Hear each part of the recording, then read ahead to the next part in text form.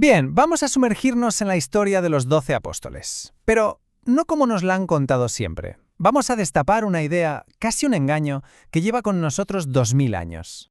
Y es que esta leyenda ha dibujado un retrato de los apóstoles que no solo es que sea falso, es que oculta una verdad muchísimo más poderosa sobre quiénes eran en realidad.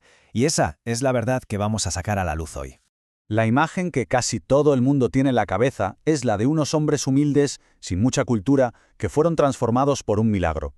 Pero, ¿y si no fue así? ¿Y si en realidad eran parte de la élite intelectual de Israel con un mandato legal y teológico de un poder, de un poder inmenso? Lo primero es lo primero. Vamos a desmontar el mito principal. Esa idea de que eran ignorantes. Una idea que, ojo, ha servido a muchos intereses a lo largo de los siglos, pero que no se sostiene en cuanto se rasca un poco. Y lo más curioso es que toda esta enorme construcción se apoya en una sola frase. ¡Una! En ella se dice que las autoridades del templo, al escuchar a Pedro y a Juan, se maravillaban habiendo entendido que eran hombres del pueblo y sin instrucción. Y es justo ahí, en esas palabras, donde arranca toda nuestra investigación. Venga, vamos a meterle el bisturí a esta supuesta prueba. Porque, como pasa tantas veces, la clave de todo está en los pequeños detalles. O en este caso, en cómo se tradujo una palabra del griego original. Aquí está la clave de bóveda de todo el asunto. Esas palabras no significaban analfabetos o tontos como muchas veces se ha querido dar a entender, no. Su significado en el contexto de la época era mucho más técnico, más específico y desde luego mucho más revelador. Y aquí lo vemos clarísimo. Este es el origen de todo el malentendido. La palabra griega agrammatoi no significaba analfabeto, que va. Significaba que no tenías formación en retórica griega, la formación de las élites, vamos.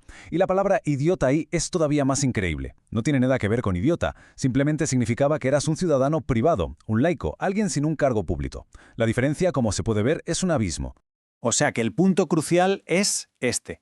La sorpresa de las autoridades no venía de que unos ignorantes hablaran bien por arte de magia. No, venía de que unos simples ciudadanos, gente sin cargos, argumentaran con la seguridad y la elocuencia de un experto legal. El shock no era su ignorancia, sino su inesperada y deslumbrante competencia. Y aquí la historia da un giro de guión total. Porque si los apóstoles no eran los ignorantes, entonces, ¿quiénes lo eran? Pues por una ironía tremenda, sus propios jueces. A ver, estos no eran jueces imparciales ni mucho menos. Eran un puñado de familias que controlaban el templo como si fuera su cortijo particular. Nombres como la casa de Anás o la de Boeto eran, para la gente de la época, sinónimo de corrupción. Su poder no venía de su sabiduría ni de su legitimidad religiosa. Venía directamente de la política. De Herodes, un rey impuesto por Roma, que había barrido a los sacerdotes legítimos, para colocar a sus amiguetes. Eran, por así decirlo, los nuevos ricos del poder, y el pueblo los despreciaba profundamente. Y esto no es una opinión moderna, ojo, el propio Talmud, una fuente judía de la época, los pone a caldo.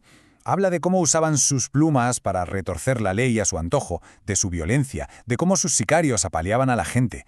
Esto es un testimonio directo y brutal de quiénes eran en realidad. Así que su ignorancia no era una cuestión de no saber leer, era una ignorancia mucho más grave, una ignorancia moral y espiritual. Habían cambiado la sabiduría y la ley por el poder y el dinero. Así de simple. Bueno, y con todo esto sobre la mesa llegamos a la verdadera naturaleza de los apóstoles. Si no eran ignorantes, entonces, ¿qué eran? La respuesta la encontramos en un concepto legal clave del judaísmo de aquel entonces. Pero antes de nada, hay que quitarse de la cabeza un prejuicio muy moderno. Hoy pensamos que un pescador, un albañil, es alguien sin estudios, pero en aquella época los más grandes sabios de Israel tenían oficios manuales. El gran Samai era albañil, su rival Hillel, leñador. El trabajo manual no solo no estaba reñido con el estudio, sino que era un ideal de vida. Y esta es la palabra que lo cambia absolutamente todo. Shaliach.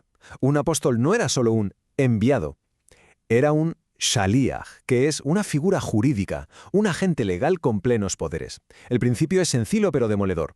Lo que hace la gente a efectos legales es como si lo hiciera la persona que lo envía. Y esto no era una cosa simbólica, ¿eh?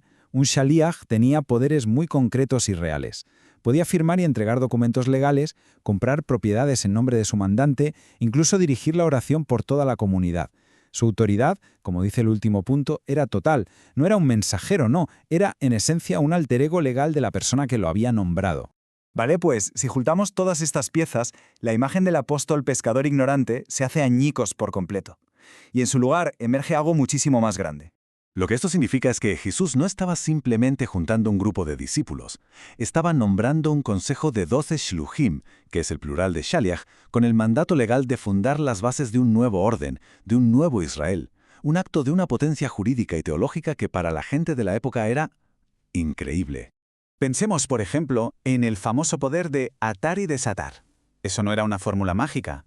Era el lenguaje técnico que usaba un tribunal rabínico para declarar algo prohibido o permitido. Se les estaba entregando ni más ni menos que la autoridad para emitir decretos con fuerza de ley, una autoridad jurisdiccional en toda regla. Así que volvemos a esta imagen del principio, pero ahora la miramos de otra manera, ¿a que sí? Ya no vemos a hombres sencillos, vemos a los herederos legales de una tradición milenaria, formados por el más grande de los maestros y con el poder legal para administrar la ley de un reino nuevo. En fin, la leyenda del apóstol ignorante ha sido muy útil, pero la historia real es infinitamente más potente. Y nos deja con una pregunta en el aire. Si un mito tan básico, tan fundamental, ha podido ocultar una verdad de este calibre, ¿cuántas otras cosas de la historia que damos por sentadas no serán más que eso? Una leyenda conveniente.